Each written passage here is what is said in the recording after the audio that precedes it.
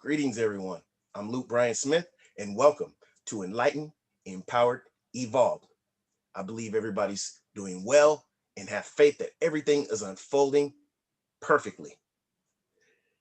I'm excited again today because I have a very special guest, a guest that I've been on her show before, and I'm not going to get into that yet.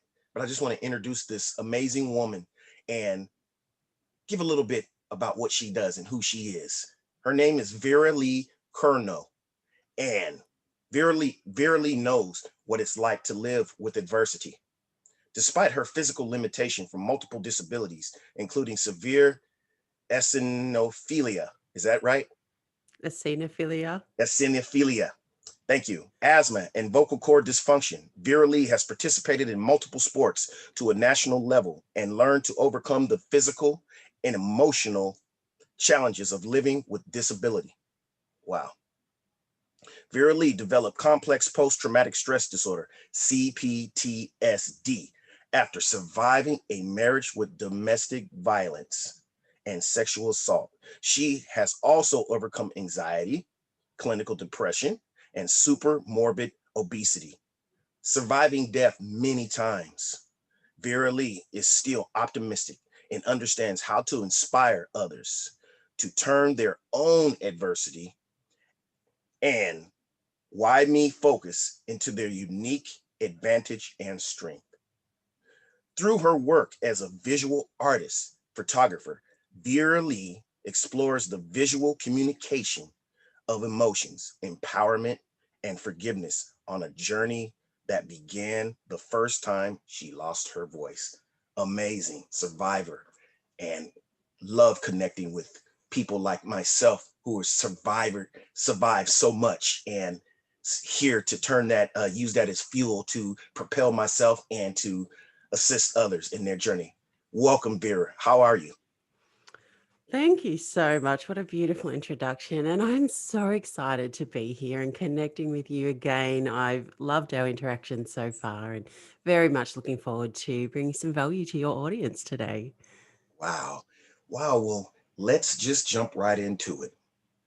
If you want to elaborate on some of those beautiful things that I read in your intro and how you came about, I mean, through that, were able to Mm. get to where you are now. If you could just tell us a bit more about what you do and how you do it. Yeah, well, I'll start by introducing where the Why Me movement came from because that really is behind everything that I have lived in my life and behind everything that I do to be helping people now, which is being able to learn how to see the opportunities within adversity and through adversity. And Right. adversity is something that I know very well. I often start with explaining how I lost my voice and found it again, because for me, that is a really integral part of having a voice at all. And there are so many people who feel for many different reasons that they don't have a voice. I Right. lost my voice at two significant points in my life. The first time was a metaphorical loss of voice when it was after the worst for me, the most worst, shocking sexual assault that I suffered at the hands of my husband. And I felt like I couldn't talk at all after that. And in fact, I didn't talk to anyone for 3 days. And it was after I left that relationship, eventually got the courage to leave and separate ourselves completely from this person, and went into some domestic violence support groups, that I found my voice. But it wasn't in the verbal terms, it was through artwork. And what I discovered was being in a place surrounded by people who understood the process, who understood trauma enough to know that you could feel safe and work through using your body in lots of different mediums, with artwork, with felt, with crayons, with paint, and just understanding how to be in a space, feel safe again, and Right. express through color, express through shapes, express through feeling a paintbrush on a canvas and the tiny little bounce back that you get on a stretched canvas. It's just those It, sort of emotions. Do you want Right. me to say that again? That's amazing because Bless you. especially with I can uh I can connect with you and resonate with that art because Mm. I too have found my voice and my passion and my purpose, and it's therapeutic at the same time through art. So a different art, but Yeah. still art, where I'm able to Still art. just there's nothing um, formatted. You just flow, and that's the beauty of art. It's part of you. So that's It amazing. is. It is part of you, and it's learning about that process. And that was the thing that I learned was that the artwork wasn't about the end product so much. It was actually about the process. It was about how you get into that space. It was about how you can feel those emotions in a way and then express them to share them with other people. And so for me, finding my artistic voice was the key to refinding myself and who I was and who I wanted to be in the world. And eventually I started writing, and eventually I started actually speaking.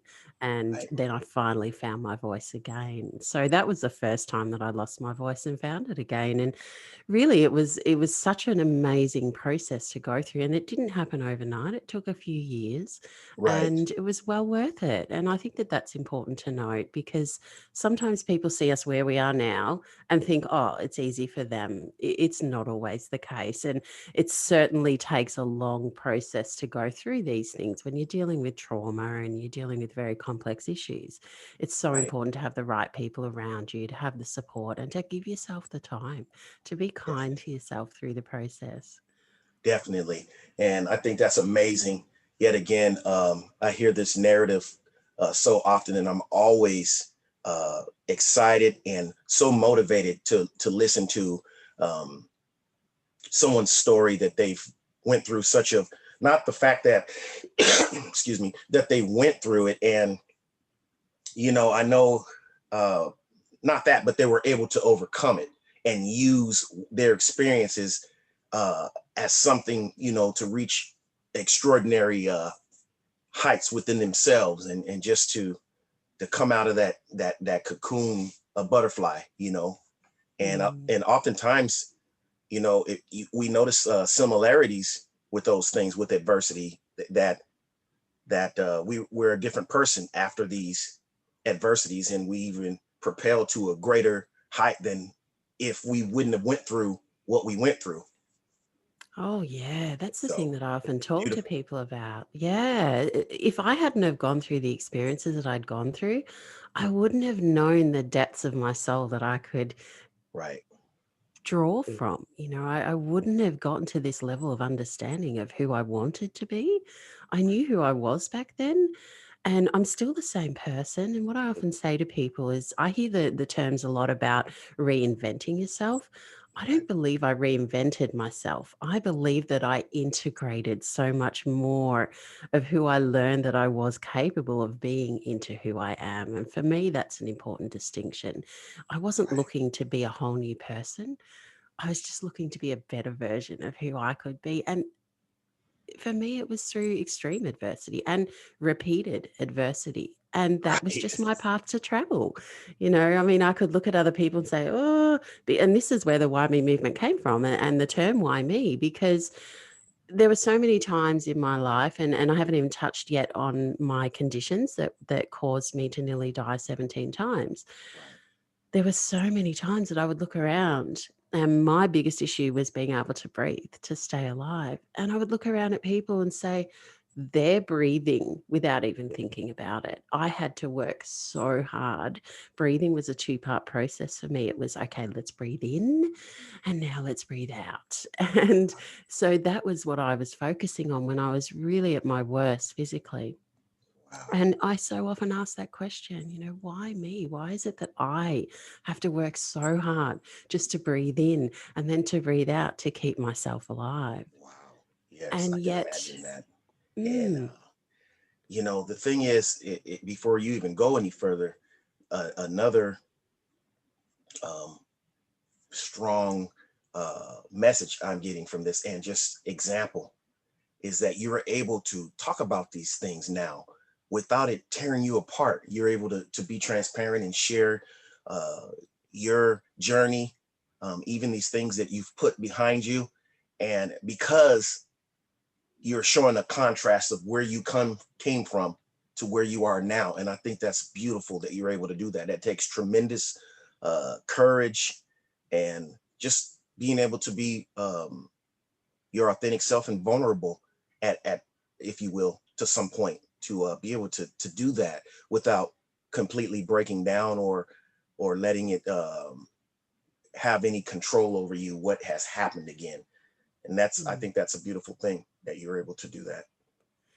Yeah, I think that's again going back to that process. I wasn't able to do that initially, and it took a lot of practice, I suppose Right, is probably the best word. It took effort and it took really a positive intention to be able to get to the point where I could integrate that story enough that it didn't make me feel broken all the time. And don't get me wrong, there were definitely times where I was on the floor, fetal position, and crying, right, particularly years ago, because this I got out of this situation just over 18 years ago now. So there's been a lot of time transpired from when I left my husband. That journey of healing has taken at least 15, 16 years to different degrees. I would And imagine. it's yeah, and it's interesting. I did an episode on my podcast where I interview other people like yourself, and I did an episode where I actually read out an article I wrote for a magazine, and it was two of my white meat moments. Right, One moment where talking about that moment that I mentioned before, where I first lost my voice, and then talking about another moment that was very significant to me. And when I put that out there, even though I talk about this day in, day out, when I put it out there in that form, it took me down for a week where I was like, my energy had just dropped. I found that I was starting to feel a little bit overwhelmed with my life as it is, which is quite busy. And I like it that way usually. And I really was a bit surprised that after all this time, putting that out there in that particular format, that it has still affected me so much. And I think right, the reason was because I put myself back into that place to be able to tell the story. right, And although I talk about it all the time, when you actually put yourself right back in there and start describing the intimate details of things, I think that for me, that just linked in a little bit to that CPTSD.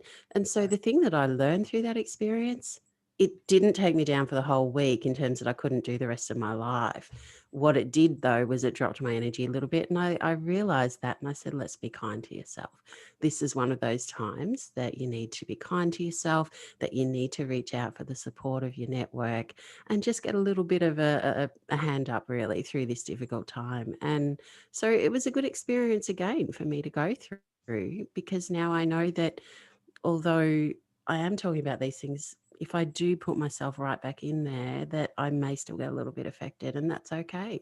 Again, it's part of the right. process. And that's good that you tell yourself, you're gentle with yourself and telling yourself it's okay. And again, that points to a whole nother uh point that I wanted to elaborate a bit on, of how powerful our minds are. So even though it's not happening anymore, you can actually put yourself, through thinking, in your mind, and cause you to have some of the same reactions you did when it was actually happening. So that shows us, everyone, how powerful our thinking is, our minds are. We can cause some of the same effects. We can visualize something and feel the exact same way that we felt when the actual circumstances were occurring, and that lets you know. So if we Yeah. can turn that around and start visualizing, you know, uh, other things, we can also as well, more positive, affluent, abundance and love and just whatever else. It's just as Yeah. powerful. So, Oh, but it is that's just as amazing. powerful. Yeah, and that's one of Right. the management techniques for working through traumas and adversity is being able to visualize. And you're exactly right. Visualization you can use to help yourself get through these things. And visualizing positive things is one of the things that I talk about all the time with people. It's learning how to focus on something that's going to lift you up rather than tear you down. So it's Right. about being your best friend to yourself, really. Right. And Yes. recognizing, yeah, recognizing when that thinking starts and saying, hang on a minute, I don't need to stay in this place. I don't need to stay in this negative thinking. I don't need to stay there in that situation. I can Right. take myself from that and remind myself where I am and be grateful for everything that I have in my life. And quite often, gratitude is the one single thing that can pull us out of everything. Yes. And finding gratitude within adversity, it can take a little bit of support and another perspective from someone else to see. Absolutely. And that's what I love helping people with is bringing that different perspective that they can say, oh, I'd never looked at it that way. You know, I Right. actually can find something positive out of this really difficult thing that I've gone through. Right. And sometimes it does. Oftentimes, I can say that it does take someone to help assist in getting us out of our own way or our own mind and get some different perspectives on things. And that's why it's important. Also, like you mentioned before, is to um, be aware of the people that you have around you. You know, you want to have, you know, not saying that whoever's around you is going to be right all the time, but at least some Mm, growth oriented, aware, expanding minds, that can help you, other than mm, people that are just focused on just the adversity itself. And I mean, the adversity itself, and you know on everything that brings you down, but to give you some insight on how to emerge and overcome. That's what mm. we're here for.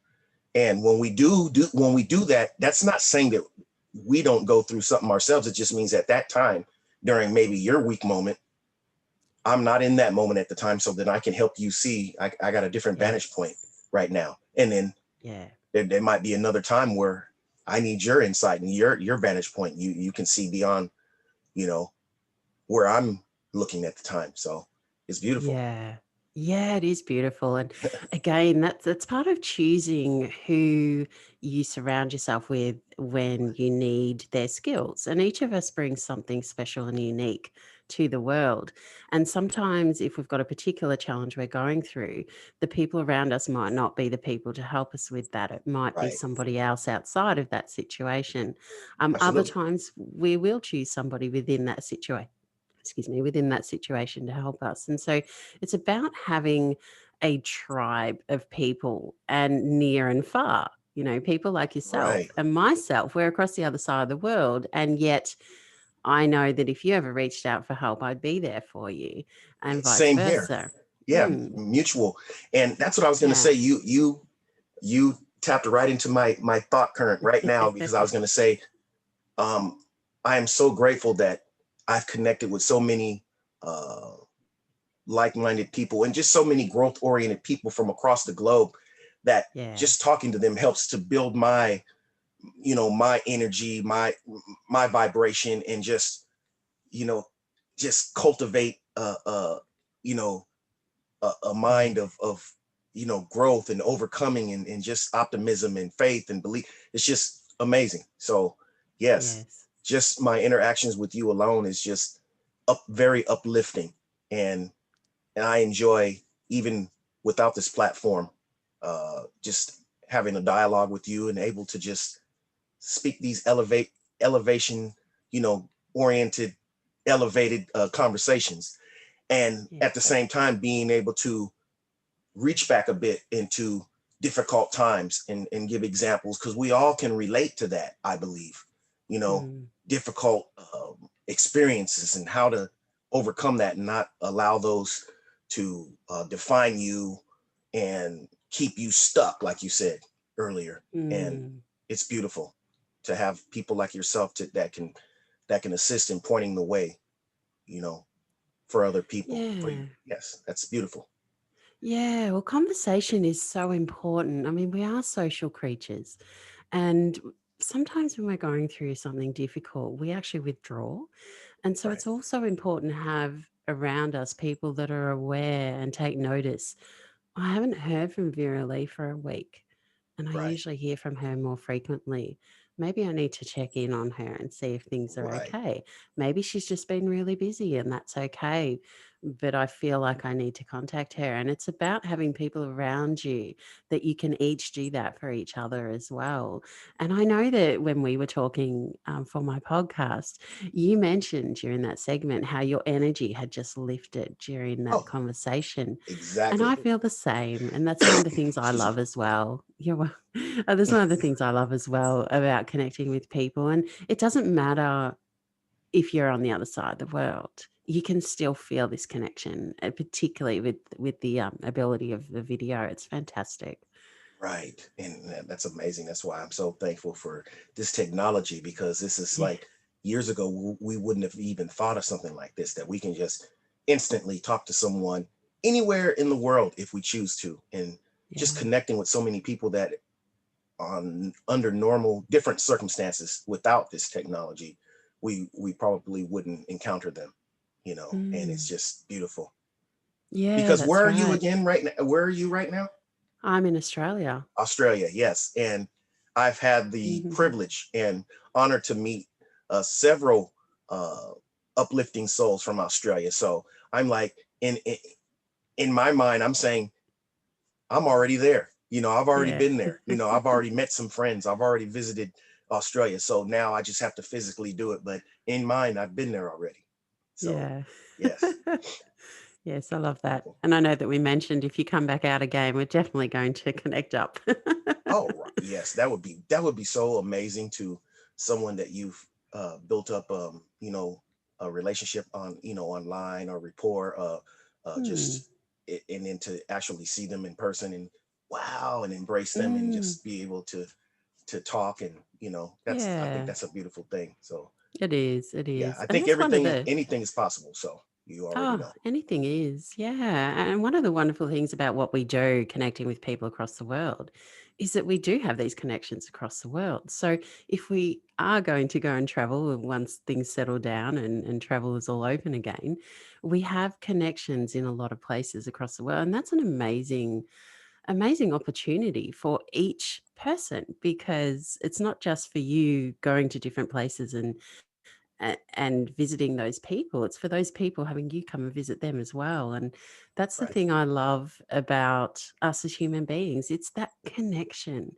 right, Everything's about connection. And right. that's why it's so important to have a strong connection with yourself and understanding who you are as well. That allows you then to have that deeper, stronger connection with other people. Wow, that right there says it all. Mm. Love yourself, connect with yourself, um, work on yourself, and from that you can, from the outflow of that, you can connect with other people. And I think that's well said, Mm. well versed. Let me ask you about, okay, the Why Me movement. Is that your show, or is that something, does that entail other things as well? Mm.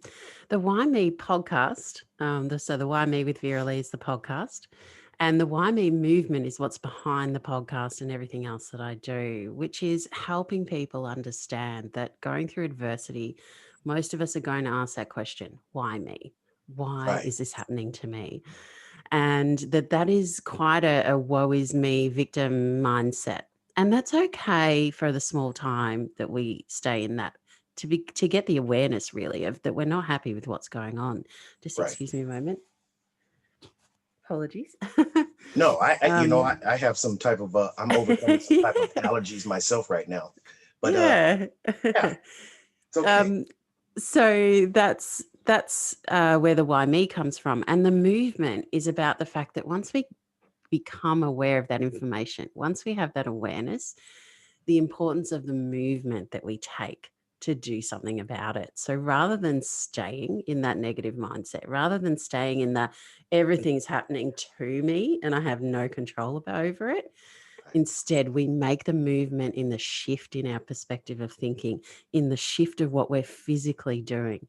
about that situation. And even with myself, for example, I was so often lying in a hospital bed, unable to even move my little finger this far. And yet Wow. I still had my mind working on visualization, working on how and what I was going to do once I got out of that situation, once I got back home and could at least take a few steps without collapsing. So even in a situation where I was extremely sick and fighting for my life, I still wasn't giving up. I still was making that shift in my mind to say, this is not the end for me. I have far more that I want to do. And I know there are so many people that I can still inspire through Yes, that connection can and through benefit from your empowerment and story. benefit. Yeah. Yes. And that was what kept me going. Wow, that's amazing that you were able to, that something like that would motivate you for yourself. The fact is, the fact of you being here to uh, shed light on what you're going through and what your circumstances and adversities to help other people, and I believe that's a beautiful place to be, Mhm. and that's what we definitely need more of and are working towards in this world period. It's just for people to not be consumed with what happened with them, and I'm not taking any Mm. importance away from it, because it's, Mm. but at the same time I don't want to give it any more power than it already had over your life, other than Mm. the results from what that Yes. has done. So Yes. beautiful, and that's where you're here now. Now, your Why Me podcast, how did that come about? So Yes. just through this, what you would have been saying, and Yeah, what made you really. decide to go on the air to do it like that? Yeah, it's a great question because the podcast actually wasn't part of the original plan. And the Why Me movement really started about 15 years ago in my head. And Wow. I didn't have the resources, I didn't have the time, and I didn't have the physical wellness to be able to actually put it into action. Wow. And around April 2020, which we're just on a year ago now, I was actually able to take advantage of COVID. I was put at home because I was in the highest risk category still. So I was left at home, unable to go out even to the supermarket. And that saved me about 3 to 4 hours a day where I used to be out doing my sport, doing my gym, traveling to and from work. I was still working from home. And I thought, what am I going to do with this time? I was in a place where I was very physically well compared to where I had been. And I thought, okay, I'm finally going to launch the Why Me movement. We've got Zoom, which I'd just become aware of around that time. We've got all these opportunities to connect with people. Let's make this happen. And really, the podcast wasn't in my sphere of awareness at that point in time, although I'd been a consumer of podcasts for quite a few years. Right. And then as I developed different ways of connecting with people, I realized that this was probably the best way for me to allow other people's stories to be brought into the movement because my understanding has always been, and the thing I've always said to people, everybody has a story if we're Yes. willing to listen. And Yes. I've always been willing to listen. And I've always also been willing to share. And I thought that that was probably the most logical way to get not only a bit of my story out, only in the terms of that it helps people to relate and understand to what it is that the movement is doing, but to really to showcase people all across the world and the way that they've learned how to grow through their adversity and their opportunities to learn different ways of being and perspectives and learning gratitude and all of that good stuff that we really don't learn unless we go through challenges in our lives. So that is really how the podcast came about. And from the day I decided I'm going to do this podcast, it was about 2 months in the making. And then off we went, and it's been fantastic. We've had a fantastic response, and people really are responding very well to it because it's about relatable people, relatable situations. And although our own experiences are unique to us, there are so many common elements that we can listen to and say, yeah, I've thought like that before, or I've been through something similar to that. And that's what helps that connection. And Yes. the fact that we don't focus, like you were saying, we don't focus so much on the adversity. We get enough information so that people understand how difficult Right. that was for the person, right, but the focus is actually on what they've done with those lessons, how they've seen the opportunities. And so the focus is very, very positive. right. That's Mm. amazing. And you spoke you told me before, you informed me before that the podcast is doing very well, and it's has a lots of listeners on what, where did you say, Spotify and Yeah, iTunes? Spotify, Apple. Yeah, we're on iTunes. Pretty much anywhere. You can find us on iHeartRadio. Yeah, most places that podcasts are played, Google Play. Yeah, it's Yes. there. Amazon Music. Wow. And how often do you do this, do the podcast? Is it several times a week? Is it? Yeah, so I interview several times a week and we release one interview per week. And I, Wow. in season 2, have started doing a little bit of a recap episode, which is a solo episode where I talk about some of the themes that have come up during those interviews. Wow. So Yeah. you said a bit, and I don't really want to go back, but I'm curious now. You said you dealt with a few situations in your in your life where you were close to, it was near death experiences. Can you elaborate just a bit on that Mm, without it taking yeah. us down, you know, a dark Yeah. path? Yeah, no, I definitely can. So with the eosinophilia that I have, that is a blood disorder. Oh And wow. I only got diagnosed with that blood disorder in my late 30s. Wow. I also have a condition that I was born with as well. I had severe asthma, which we've always known about the asthma. Yes. The vocal cord dysfunction, I had a very severe and almost a rare case of it because most people who have vocal cord dysfunction, when they say certain vowels like E and O, their vocal cords will close up. Oh That doesn't wow. happen for me. And what's that What called? happened? Excuse Vocal me. cord dysfunction. Vocal cord. Okay. Okay. I've never heard Mm. of it. Yeah, neither had I. And the interesting thing is when I was so sick and I was just over, I think I was 29, no, I must have been about early 30s. And I was in another emergency hospital. I had gone through a significant breathing episode and I'd called for the top specialist at that time. And I said, look, I need to see the top specialist. I keep coming to hospital. People keep throwing all this cortisone at me, massive loads of cortisone, Oh yeah. which is a drug that causes lots of other issues, but Yes. it was keeping me alive. So, I was in this situation where I had to have it, and yet it was creating a lot of other issues. Right. And I said to him, look, I've got this young child. I'm a single mom. I've just come out of this really difficult relationship. I'm going through a lot of healing. At the time, I was going through a lot of statements with the police for all the sexual assaults. I was going through a court case with him for a custody battle, which I still can't believe he tried to get custody. But, that was just what was going on. And so there was an awful lot happening. And at the same time, I was trying to make a living to keep a roof over our heads. Right. And my body and my mind were extremely overwhelmed. And so I was Yes. in hospital constantly. And I said to Yes. them, look, I've read a little bit about this thing called vocal cord dysfunction. Can you check me for it? And they put a scope down my throat and they said, no, you don't have it. Well, it turned out I did have it, but I didn't have the type that they could actually diagnose at that Detect. time. Yes. Right. Yeah. So another 5 years later, and I had nearly died quite a few times from suffocating. Oh. What those specialists had said to me at the time was, Vera, you have what we call difficult to treat asthma, not responsive to conventional treatment. You may not Wow. live past 30. Oh And I wow. was like, what? Yes. So I must have been in my late 20s. Yeah, I think about 28, 29. And I remember saying to them, no, I do No. not accept that. I Yes. do not accept that. And so I did everything that I could to keep searching. And I came across a professor who has really changed my life because he was leading the research in vocal cord dysfunction and what Right. they call voice box asthma. And they had a CT scan in real time that actually scanned my airways. And they could Right. see that, your airways are usually about sort of that big. And mine was like a squash straw. There was Oh almost wow. no air able to get in because my airways collapsed whenever I breathed in.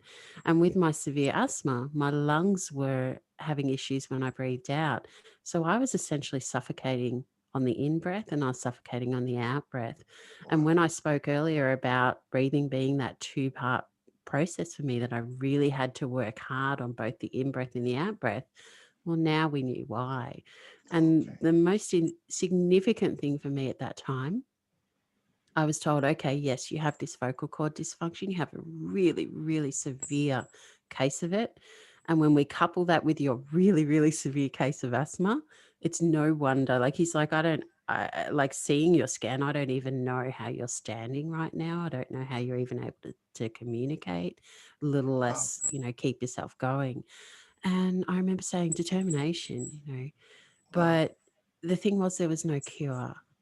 And so I was given this diagnosis, I was given this information. I felt relieved that, this wasn't just something that they couldn't put a name to, something that they could say, look, you're just having an anxiety attack, which I used to get all the time.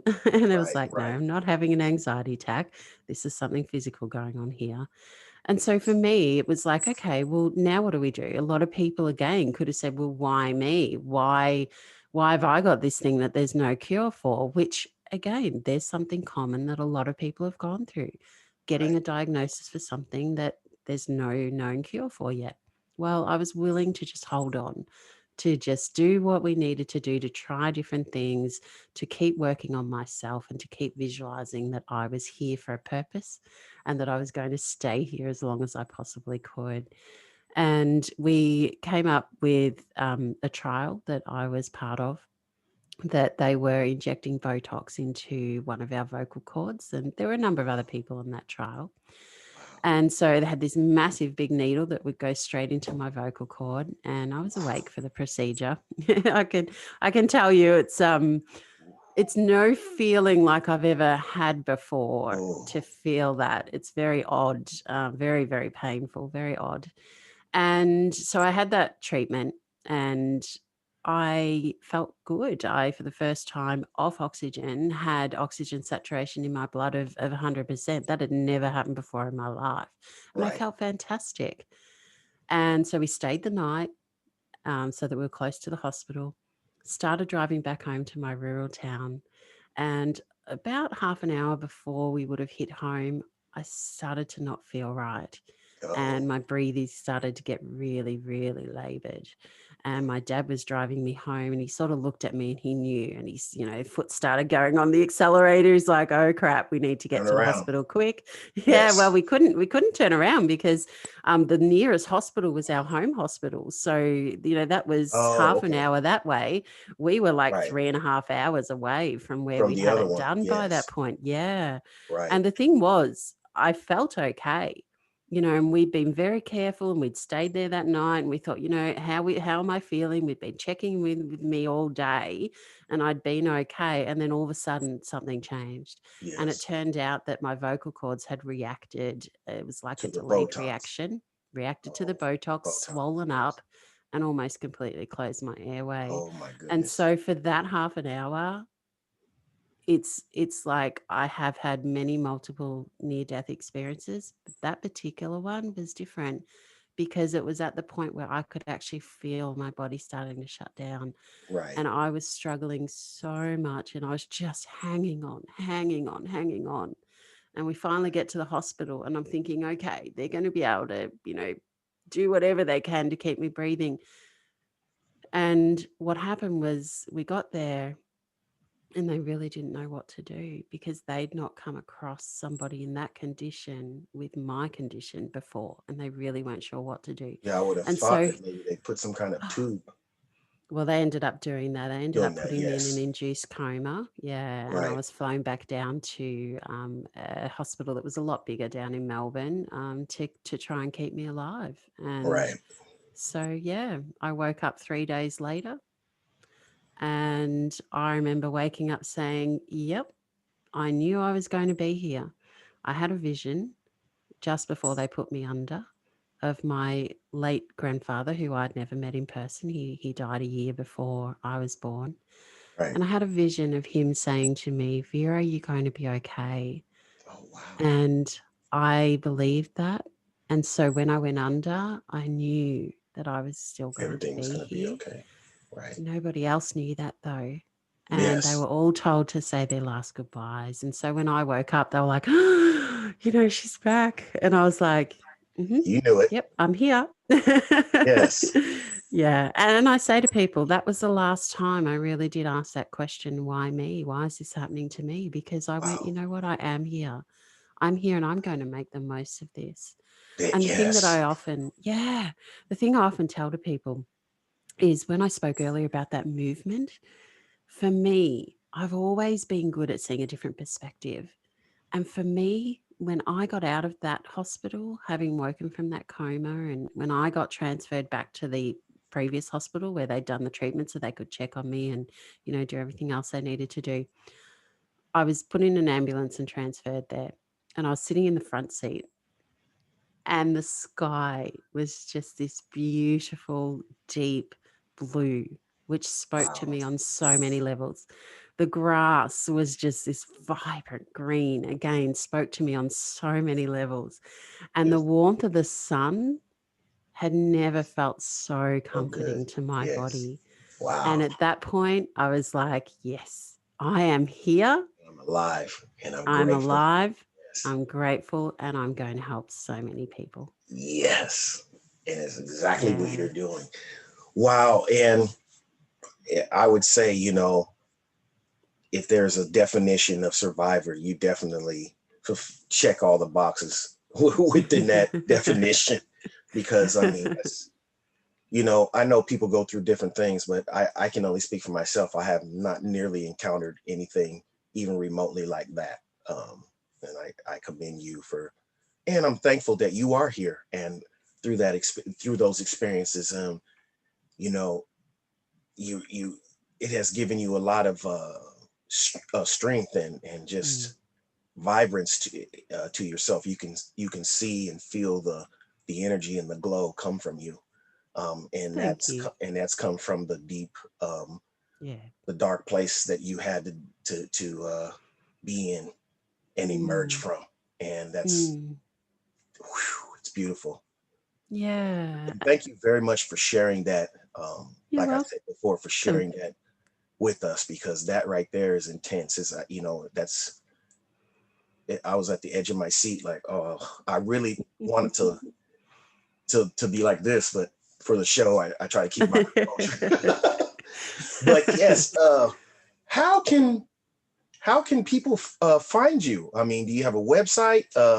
Mm, Uh, Social medias? I mean, can you share a few? yeah. A few? Yeah. Yes. Okay. I'm at Vera-Lee Original on all social media, and my link tree is also Vera-Lee Original. And we just in the making have the whymemovement.com website. So at the moment, Wow. there's pretty much just a contact me type of form on there, but that's all underway. And in the next couple of weeks, that will be all up and going. And we're going to Brilliant. have a lot of the feeds from the podcast episodes so people can go there to listen and get a little more information on people like yourself. And Wow. one of the questions that I ask all of my guests is, a book that's profoundly impacted them. And so we'll have a book list so that people can go, oh, I remember that person talked about this book. I'd like to go check it out. So they can go to the website and check out those things. And yeah, it'll be a Wow. fantastic That's way for people to keep in touch with what's going on with the movement. that sounds awesome. And again, I commend you. Do Yeah. you have any last words, perspectives, ideas, anything you would like to share before we conclude? Hmm. Yeah. Adversity is something that we all go through, Right. and it allows us to grow. Without that adversity, we're going to stay where we are. Right. Going through these difficult things that we will experience, if you can get that different perspective, if you can look at that experience and see what is something that I can get out of that, then it actually helps you to work through those challenges. It helps you to focus on something that is positive, even if that positive thing is, well, this is really, really hard right now. And through that, I'm going to learn to connect to myself more. I'm going to learn to be grateful that I'm here in the first place. And for me, that allows that connection and that love, really, that not only can you learn to love yourself through these processes, you learn to then open yourself to being loved and to love other people more deeply. That sounds, that's beautiful. This, that perspective is beautiful.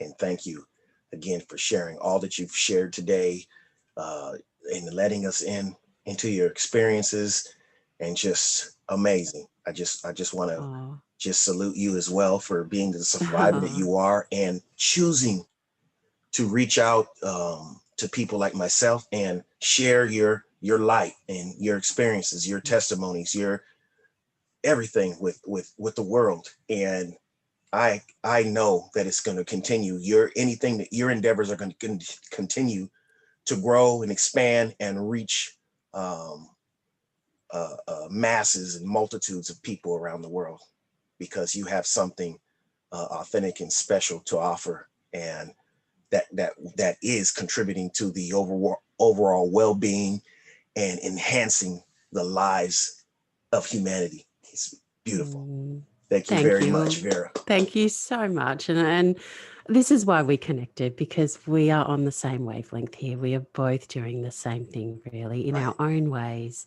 We're connecting people and we're helping people to get through life. And that's what I love. That's, we're helping to bring up everybody's energy. It's a beautiful thing. Thank you so much. Thank you. Thank you, everybody, for watching and spending some of your time with us. See you soon. Enlightened, empowered, evolved. Peace and love to everyone.